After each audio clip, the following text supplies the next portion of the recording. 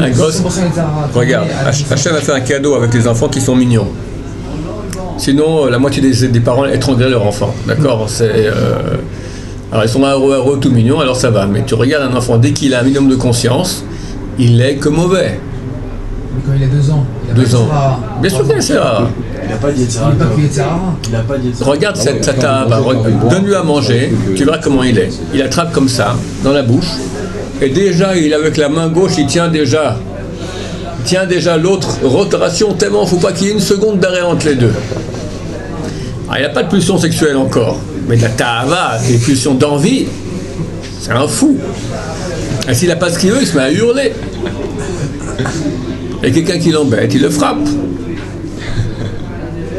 Il y a des cas, des enfants vont étrangler leur frère, étrangle, le tue. Non mais c'est pas par méchanceté. Pas par méchanceté. Ils n'ont pas de conscience. C'est ce que je dis.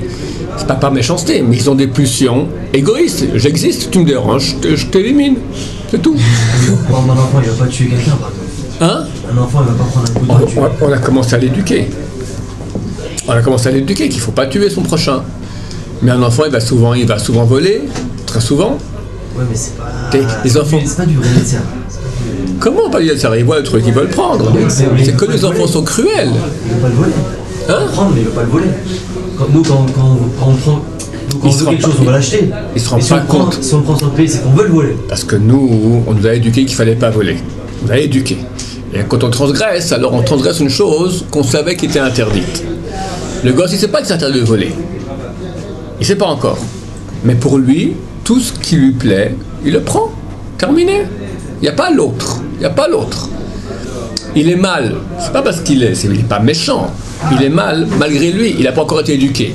On ne me dise pas qu'il est pur, qu'il est droit. Il n'est pas droit. Il est tout tordu. Tout tordu. Juste pour revenir à ce que vous avez dit, les grands rabbins. Attends, je vais juste dire deux choses pour les enfants, c'est important de savoir. Quand vous serez papa, ça arrive toujours. Le gosse, il rentre à la maison, il a un truc qui n'est pas à vous.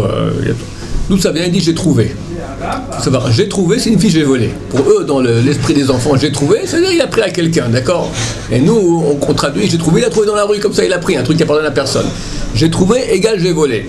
Il faut le savoir. On dit justement que les prières des enfants sont directement acceptées.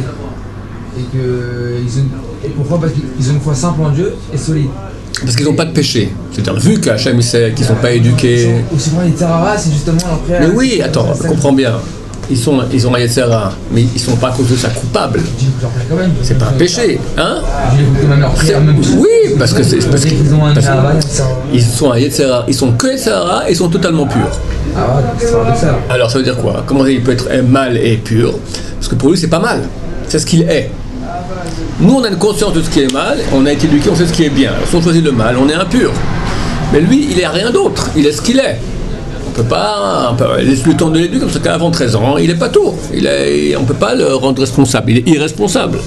Malgré qu'il est que mal et qu'il a que les Zara, il a pourtant aussi une foi en Dieu. Une foi en Dieu et Abaye et Rava, on dit, c'est marqué que la prière des enfants, le monde sur quoi il tient? Sur l'étude de Torah des enfants. Hevel Piv Shel Tinok Shebet Rabban. Il y a, après le livre Misat Yesharim, il y a un autre livre de Kabbalah, un peu, qui a écrit le Ramchal, dans tout le bouquin de Misat Yesharim, qui s'appelle Der Esraim. Là-bas, il dit à quel point l'étude des enfants, c'est sur ça que tient le monde. Sur ça tient le monde. Vous comprenez ce que je dis? Sur ça tient le monde. C'est des adultes, ça n'est qu'un complément. Alors Abaye, il dit à Rava, et nous? Il dit, toi, mon cher ami, toi et moi, on a des péchés. Ça ne ressemble pas du tout. Eux, ils n'ont aucun péché. Abaye et Rava, qui disent que les petits-enfants, d'accord? Ah, je vous donne la deuxième chose que je voulais dire. Un gosse qui a un nom un peu original. Il est mort. Tu l'as tué. Les gosses sont extrêmement cruels. Ils vont se moquer de lui, en faire le ratatiner. Quelqu'un, il a un nom un peu bizarre, d'accord? Il est mort. Les enfants sont extrêmement cruels. Pas compris, par exemple. Donne-moi un nom un peu original. Eden, pourquoi tu dis ça? Non, je sais pas. Parce que je pensais à ça parce que j'ai un exemple de cela il y a 3 ou 4 semaines. C'est mon Hakodesh qui parle. Extraordinaire. Je l'ai épaté. Pourquoi c'est un beau nom? Jean-Pierre. C'est un très beau Eden, très bien. Alors ma fille avait dit je peux parler avec quelqu'un, il ne fallait pas appeler un enfant Eden, parce qu'à l'école, tout le monde, ici en tout cas dans le monde juif orthodoxe, à l'école, tout le monde se moquait de lui. Gan Eden, Gan Eden, Gan Eden, Gan Eden, voilà. Et un enfant est sensible, il s'est ratatiné. Il s'appelle, je sais pas moi. Hein? Jean-Claude, ça va, Jean-Claude, ça va, c'est bon, mais t'as un nom un peu original. Zvouloun. Ça va, bon, je sais pas, il faut des noms, je sais pas. Quand j'étais petit. Hein? Moi, personnellement, j'aime bien Kontaveit. Chaltiel, ça va, c'est un bon nom, c'est pas. Mais c'est original. Oui, mais je veux dire, bon, qui donne lieu à pouvoir avoir des moqueries. À la fin. Journaux. Journaux. Voilà, classique. Moi je m'appelle Andreu, il y avait une pub à l'époque qui s'appelait, c'était pour des compotes Andros. Ouais. Ah, moi je me suis tapé pour ça. Voilà.